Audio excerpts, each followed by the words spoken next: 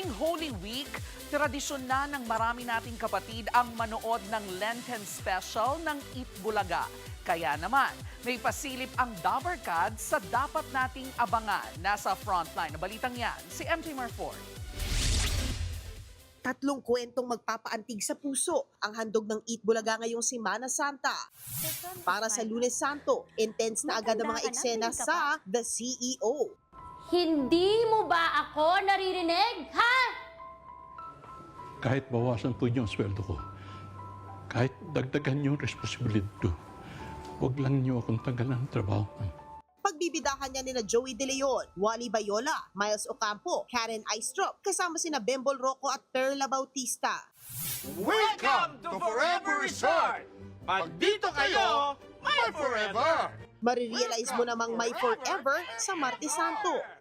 Kasama sina Bossing Vic Soto, Ryan Agoncillo at Jose Manalo. Pero pagdating ng Miyerkules Santo, bubuhos ang mga luha mo sa kwento ng Bahay Aruga. Salamat po, Nay. Tanggap ulit sa akin. Dahil alam kong napakarami ng sama ng loob na binigay ko sa'yo.